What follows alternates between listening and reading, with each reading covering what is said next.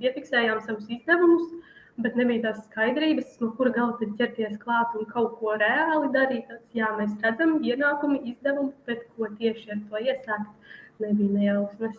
Tāpēc ir forši, ka ir cilvēks un konkrēti video, tā loģiskā secība tiek iedota kādā kaut ko risināt un darīt.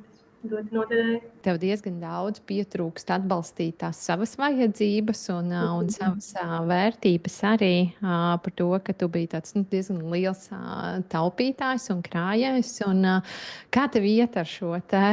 Vai tu jūti, ka tev sanāk vairāk atvēlēt sev, vai tev nav sanācis šo pārlaust? Pašlaik noteikti ir labāk, un tāpēc arī tā iečakošanās ar savām vērtībām, vispār ieraudzīt, kādas tās ir un saprast, cik tad reāli tā nauda tiek tērēta manām vērtībām. Tas bija ļoti, ļoti noderīgi. Tā kā ir novērota izaugsme, ir labāk tagad. Ok, tad tev vairāk nav tāda tik liels draudz. Kā vienkārši mēs jūtamies drošāk un mierīgāk par mūsu finansēm. Sajūta, ka ir viss tāds sakārtotāks un pārredzamāks.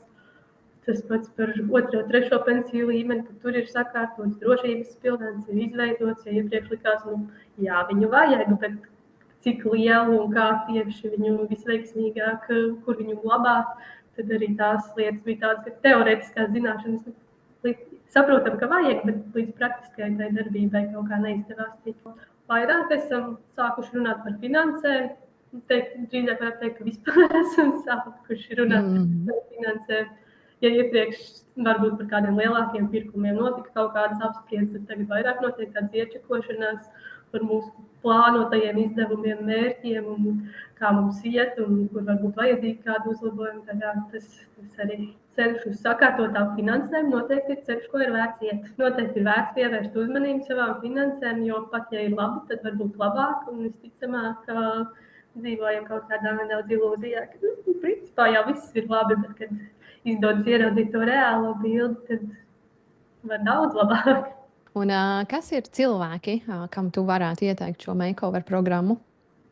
Noteikti ikvienam, jo kurš gan ikdienā dzīvo vispār bez naudas, visiem ir svarīgi tomēr sakārtot naudas lietas. Kas ir tas, ko tu visvairāk jūs novērtējāt visā tajā mūsu sadarbības procesā un programmā visvairāk? Kas tev liekas, ka bija tāds visvērtīgākais?